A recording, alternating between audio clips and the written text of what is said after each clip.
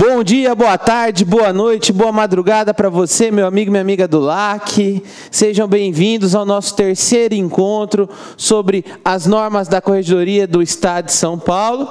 E vamos dar continuidade àquele mesmo sistema. Vamos entender o que a legislação nos quer e fazer exercícios possíveis que vão provavelmente cair na sua prova. Hoje é o nosso terceiro encontro. Quarto encontro encerra a matéria, no quinto encontro eu resolvo a prova passada com vocês, para que a gente possa então trabalho mais exercícios com vocês no nosso quinto encontro, para encerrar com chave de ouro e vocês estarem preparadíssimos para essa matéria, que com certeza vocês vão gabaritar no dia da prova. Então, sessão 8...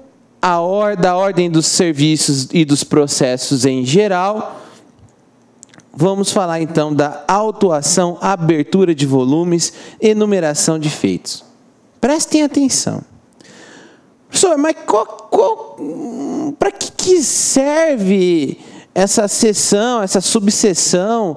Qual é o sentido disso que a Corregedoria quer com o servidor? Gente, chegou a petição inicial.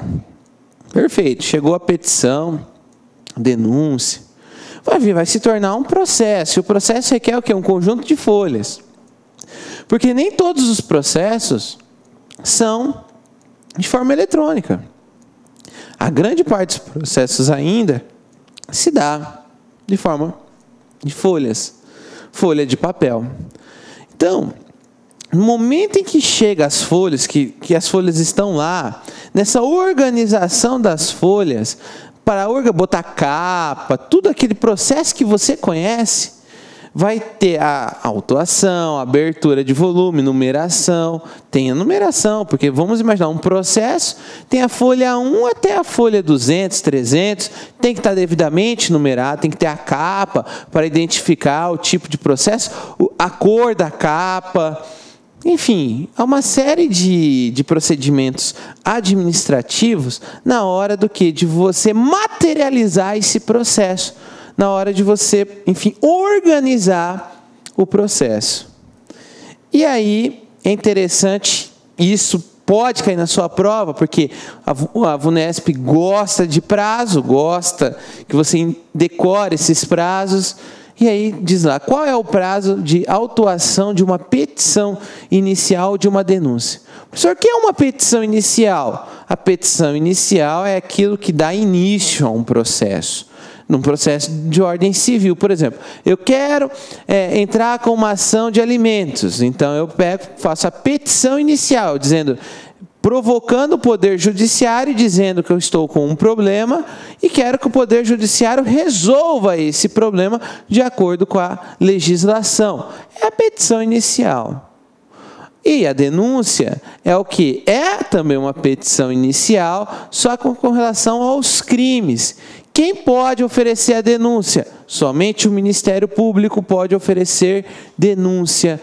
O Ministério Público, o dono da ação penal pública, ele simplesmente fala, olha, eu vou denunciar. O que é denunciar?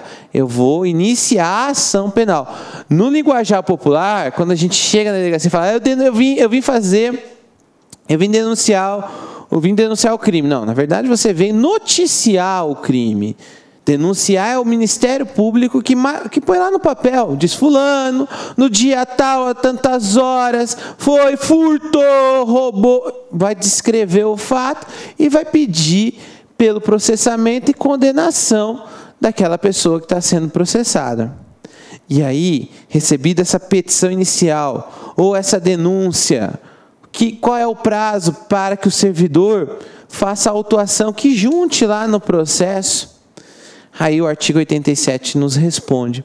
Ao receber a petição inicial ou a denúncia, o ofício de justiça providenciará em 24 horas. Preste atenção, não é 48 horas, não é um dia, é 24 horas. A autuação, nele afixando a etiqueta que, gerada pelo sistema informatizado e oriunda do distribuidor, atribui número ao processo e traz outros dados relevantes do processo. Então percebam que vai chegar a petição, Você vai receber a petição inicial ou a denúncia e você vai ter que autuar, você vai ter que furar as folhas, organizar, botar certinho num prazo de 24 horas. Poxa, professor, 24 horas? 24 horas. Ah, e se eu não obedecer o prazo de 24 horas, acontece alguma coisa comigo? Pode acontecer sim. Dependendo de repente, se você deixar vários dias e não for justificável aí a questão da demora, você pode responder por um procedimento administrativo. Professor, beleza.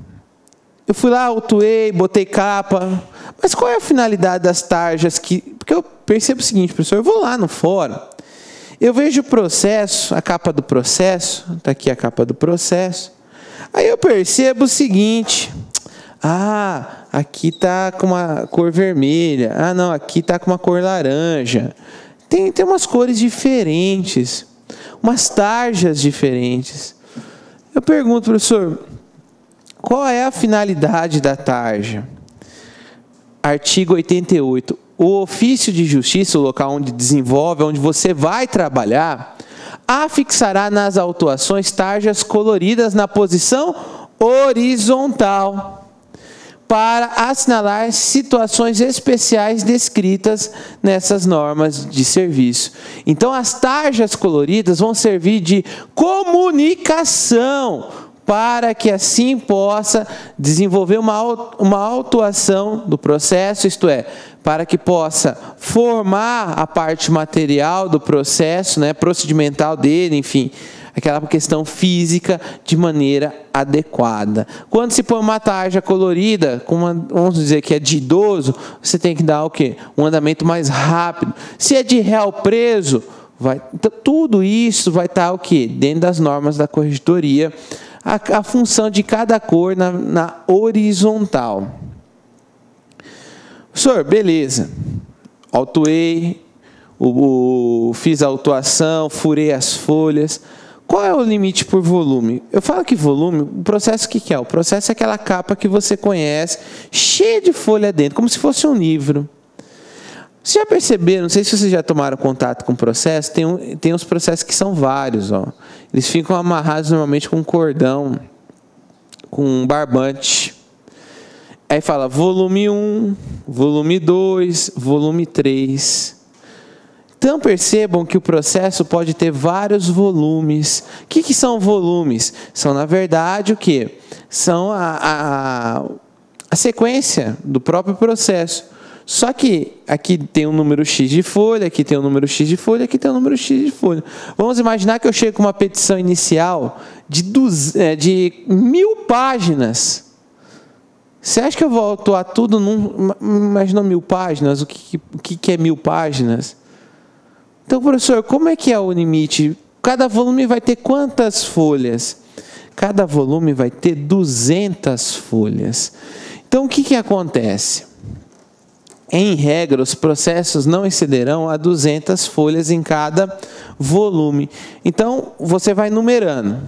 Deu 200, você encerra aquele volume, você vai certificar, vai ser uma folhinha dizendo, certifico aqui o encerramento do volume 1, e você vai abrir o volume 2, dando continuidade à numeração. Professor, por que limitada a 200 folhas? Porque entende-se que o processo com 200 folhas por volume é mais fácil de manusear.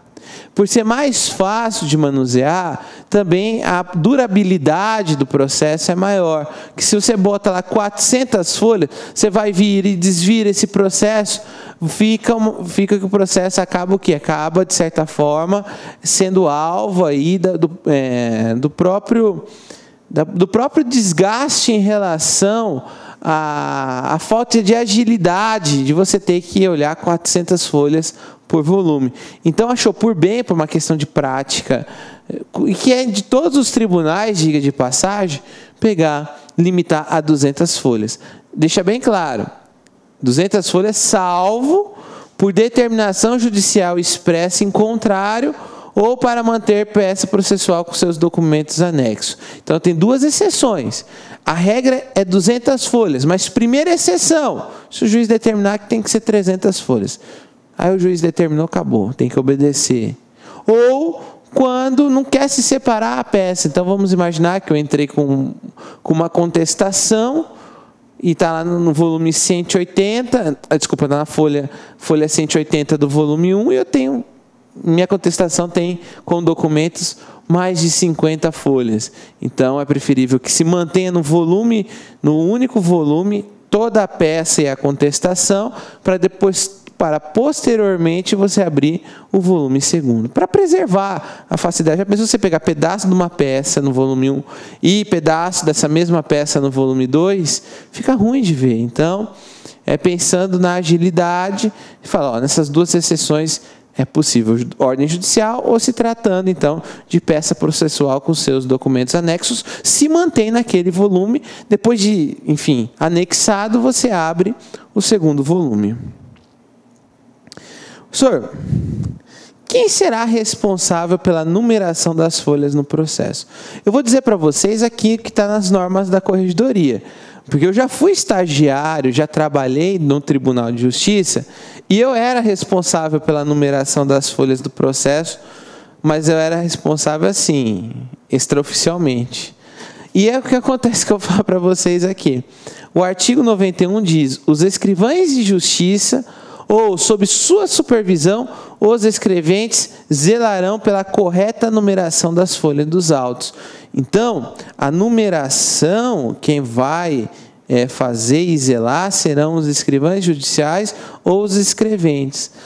Detalhe muito importante, é numerar como? Olha, até pouco tempo no Mato Grosso era manualmente, batia o carimbo e 1, 2, 3, 4.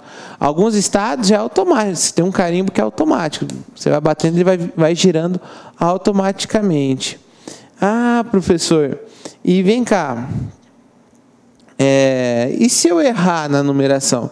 Se você errar na numeração, o parágrafo 1º diz, você vai certificar que houve um erro na numeração, e aí você vai o quê? Você vai pegar e dizer que só houve o erro na renumeração, e aí seguir em frente. De que forma? Vamos imaginar, vamos imaginar a folha, essa sequência de folhas do processo. Aí folha 1, aí eu tinha que numerar 3 aqui, e eu acabei botando 2. Aí o que eu faço? Eu certifico que houve um erro, eu tenho que certificar que houve um erro, para posteriormente o quê? Eu pegar e fazer uma nova numeração. Quando eu falo assim, em vez da renumeração, o sentido é o seguinte, é 1, 2, 3, e se eu erro, eu vou botar 2A. Eu não posso fazer 2 novamente. É que nem está aqui, ó. Parágrafo 2º. Na hipótese de numeração repetida, acrescentar-se apenas uma letra do alfabeto em sequência. 180. Se eu repetir 188 e de novo na outra folha 188, eu ponho 188A. Então é uma possibilidade de você o quê? Não ter que renumerar. Não pode renumerar. Por quê? Porque se eu renumerar, eu vou estar fazendo o quê?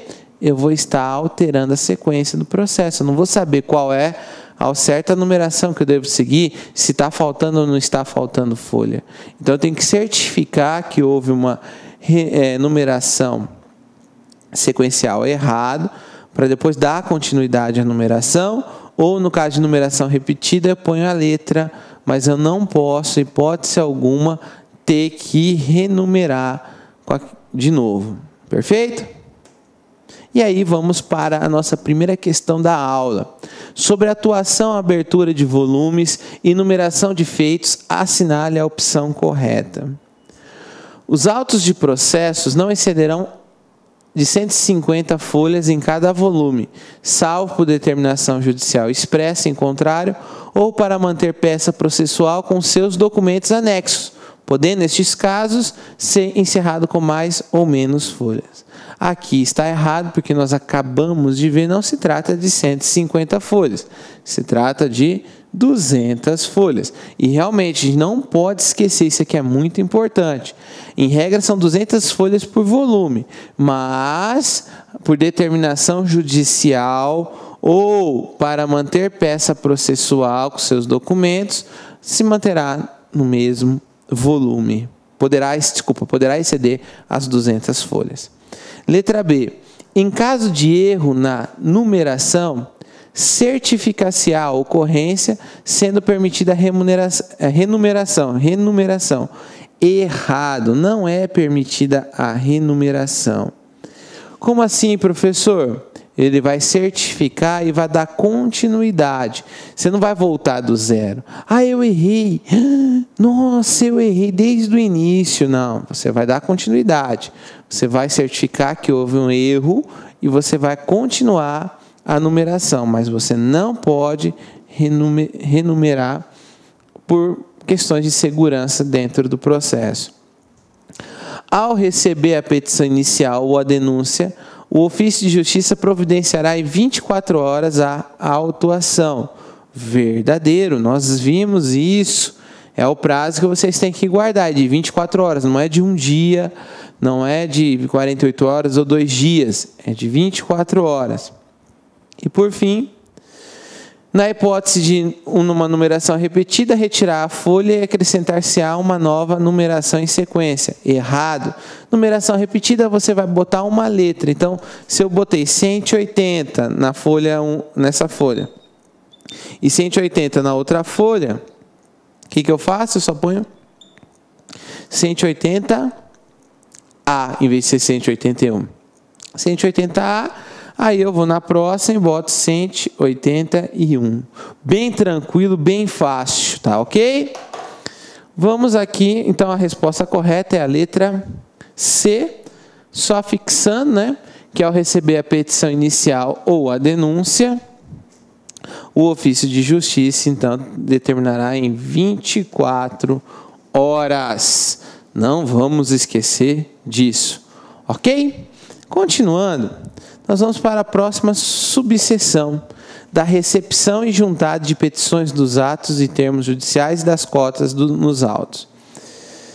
É o seguinte, sempre, aqui nós vimos o quê? No passado, o quê? No capítulo passado, a respeito da petição inicial, a respeito da denúncia, como se faz a autuação destas peças. Acontece que há situações, por exemplo, em que você vai requerer juntada de petições, isto é, o processo está rolando, aí você vai peticionar para o juiz, você vai comunicar ao juiz. Aí você tem que juntar isso ao processo. Ou atos e termos, há certos atos e termos judiciais que eu vou ter que me manifestar, ou através de cotas. Cota significa manifestação. Por exemplo, cota do Ministério Público. O Ministério Público diz algo relacionado a um procedimento. Cota do Ministério Público, basicamente, vamos imaginar. O sujeito foi preso. Cota do Ministério Público para ser ouvida, para dar o parecer dele a respeito daquele fato. Então, a cota seria a manifestação que o Ministério Público tem presente no processo. E qual que é a regra da petição? Vamos lá, existe o processo. Existe o processo, está correndo certinho esse processo, numa boa. Está correndo o processo, bem tranquilo, numa boa. E aí, você quer informar, vamos imaginar que está correndo aquele processo de pensão alimentícia, e eu quero informar o juiz que eu mudei minha conta bancária, que, enfim, eu gostaria que fosse depositada em outra conta.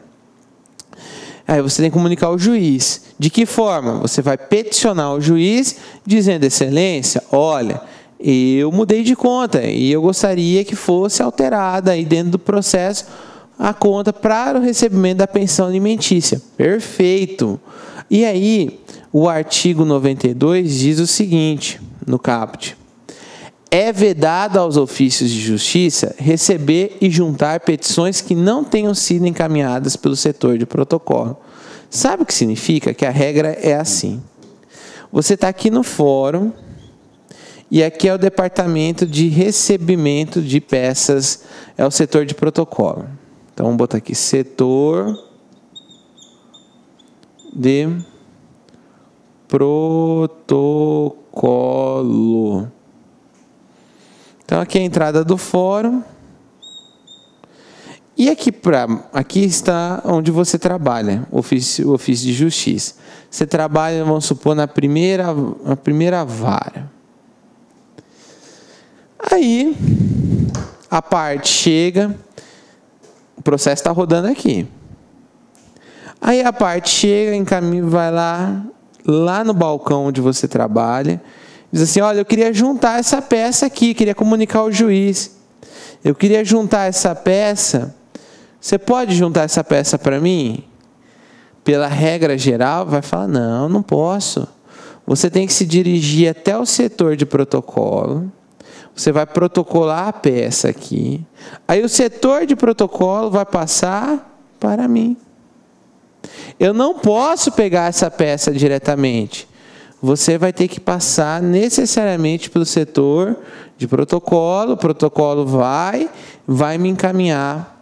É uma questão de organização. Mas o artigo 92 diz assim, a regra é essa. Todavia, nós temos exceções. Quais são essas exceções? Quando que você vai poder diretamente?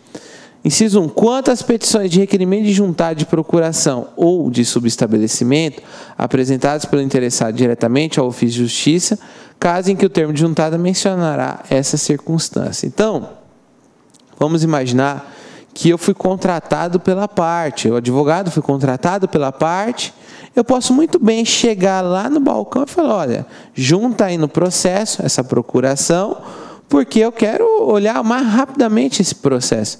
A ideia aqui é que, já que está sendo juntada uma procuração ou um subestabelecimento, o que é subestabelecimento? Eu, advogado, passo para outro advogado poder atuar no processo. É o subestabelecimento.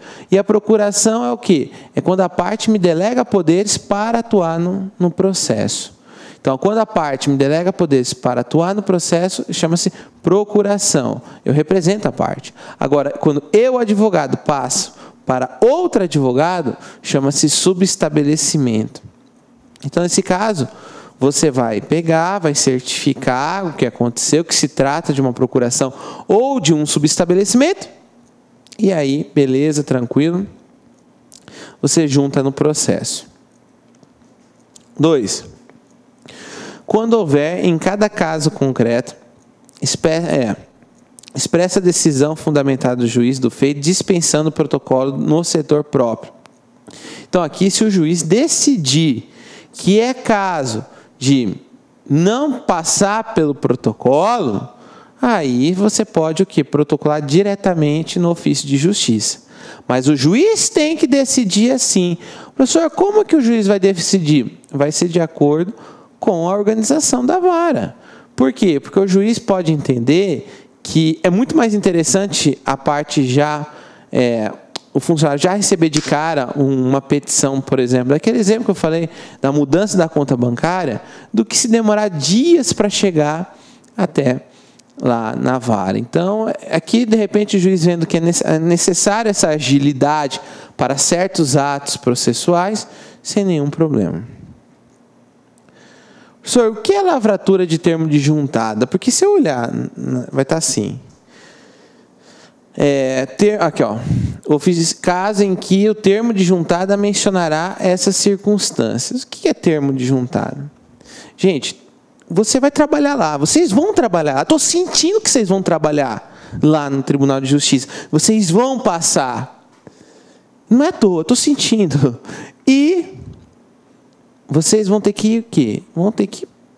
Imagina só o processo. Você vai receber documentos o tempo inteiro. E você tem que ter uma segurança disso. Como assim, professor, vou ter uma segurança disso? Quando eu falo lavratura de termo de juntada, eu estou dizendo que o funcionário ele vai elaborar uma petiçãozinha que já vem pronta, um modelinho que já vem pronto, vai dizer, eu, fulano de tal, certifico, isto é, eu atesto que eu recebi tais documentos, ou que eu recebi tais petições. Isso é o quê? É a lavratura do termo de juntada. Você vai o quê? Dizer que você juntou juntou aquela petição ou os documentos dela, ou daquele ato e documentos, no processo. Você vai certificar, porque o juiz vai analisar e falar, opa, quando que foi juntado isso? Vai estar o dia e quem fez a juntada. E aí, o artigo 3 diz, por ocasião da juntada de petições e documentos, ofícios recebidos, laudos, mandatos, precatórias, lavrar-se-á o respectivo termo de juntada. Então, aquela história, recebeu-se esses documentos importantes, vai se lavrar o termo de juntada. Ó, no dia tal, recebi um ofício, recebi um laudo, tem que ser devidamente documentado este recebimento. Parágrafo 1º. Para a juntada na mesma oportunidade de 2 ou mais petições ou documentos, será confeccionado um único termo de juntada com a relação das peças. Então, se eu chegar com várias peças, com vários documentos, eu posso fazer o quê? Um único termo de juntada. Eu cheguei lá, uma pilha de processo. Eu vou ter que fazer cada prova, vou ter que fazer um termo de juntada. Imagina o trabalho que ia ser isso. Então, o que faz a certificação do termo de juntada de todos de uma vez só? Existem os 10, então, no termo de juntada vai constar as 10 provas juntadas. Você não vai fazer um termo de juntada por cada prova ou por cada documento. Em parágrafo 2º, é vedado, isto é, proibido o lançamento de termo de juntada na própria petição ou documentos a serem encartados aos autos. Então, olha só que interessante. Você não vai, hipótese alguma, chegar por exemplo, eu tenho que juntar, eu advogado, faz conta que isso aqui é um papel, eu tenho que levar esse papel até a justiça para que esse papel seja juntado no processo. Eu não vou pegar e vou escrever no papel, junte-se ao processo. Tem advogado que fazer isso. Não, eu tenho que fazer uma petição, requerendo a juntada. Uma petição para requerer a juntada e o documento. Então, aí a petição vai dizer, excelência, vem aqui para dizer que eu quero a juntada deste documento. E não é simplesmente chegar lá e falar, junta esse documento, aliás, eu ponho lá no protocolo só o documento. Não, eu tenho que escrever o que eu quero, se eu quero ou não juntar esse documento. Professor, o termo de juntada seria o quê? Eu poderia chegar com o documento lá e o escrivão fazer o termo de juntada? Sem nenhum problema. Agora, não pode ser feito na mesma petição esse termo de juntada. Quando você, funcionário público, for fazer o termo de juntada, você tem que fazer uma folha à parte. Você vai dizer, aos dias tal, certifico que em folhas tal, foi entregue os seguintes documentos. Então, é importantíssimo você ter isso em mente, que é a questão de que você não pode fazer na própria peça ou na própria prova o termo de juntada. Você tem que fazer um termo à parte. Professor, existem juntadas de provas, processos, documentos, enfim, de tudo. Como é que se dá a juntada de documento de via fax ou de objetos? Bem, o parágrafo 3º e 4º nos dá essa resposta. Porque, olha só, imagina só, hoje, o fax nem é tão utilizado, mas ainda é no meio judiciário. E o correio eletrônico é utilizado muitas e muitas vezes. Então, aqui é interessante o quê? Que recebida petições via fax ou correio eletrônico, diretamente no ofício de justiça ou vara, será imediatamente lançado o número do protocolo no corpo do documento para oportuno controle dos prazos. Então, percebam que quando se tratar de fax ou se tratar de correio eletrônico, você pode sim fazer constar o número do protocolo neste documento. Como assim do fax, professor? Às vezes você não consegue interpor o recurso a tempo, pessoalmente, aí você vai interpor mediante fax, mas depois você tem que juntar o original. E a questão do correio eletrônico, as comunicações feitas dentro do Tribunal de Justiça é feita por correio eletrônico. Então, vem uma ordem lá de cima, vem por correio eletrônico e você junta este documento do correio eletrônico. Agora, quando se tratar de objetos, aí o que acontece? O escrivão deverá conferir, arrolar e quantificar lavrando a certidão. Então, vamos supor, foi apreendido vários objetos. Aí o escrivão vai dizer quais são os objetos apreendidos pela justiça e certificará isso. Então, é muito importante, e detalhe, sempre que possível, o interessado deverá estar presente. Então, se eu estiver fazendo lá, por exemplo, o caso do Eike Batista, que tinha inúmeros e inúmeros bens para poder ser vendido. Então, eu poderia chegar muito bem, eu, escrivão, pegar e conferir, né, a respeito do que está sendo aí objeto de juntada dentro do processo. Perfeito? E vamos para a nossa próxima pergunta. Sobre o procedimento... Olá, meus amigos, minhas amigas. Gostou da aula do super professor Pedro Silas? Se você quer continuar assistindo essa videoaula e muito mais, convido vocês a acessarem o nosso site, porque lá nós temos o curso completaço para o TJ de São Paulo por apenas R$ 25,00 por mês. Exatamente isso. 10 mensalidades de R$ 25,00. Você vai ter aí o melhor custo-benefício da internet, com certeza. Tá certo, meus amigos? Espero você.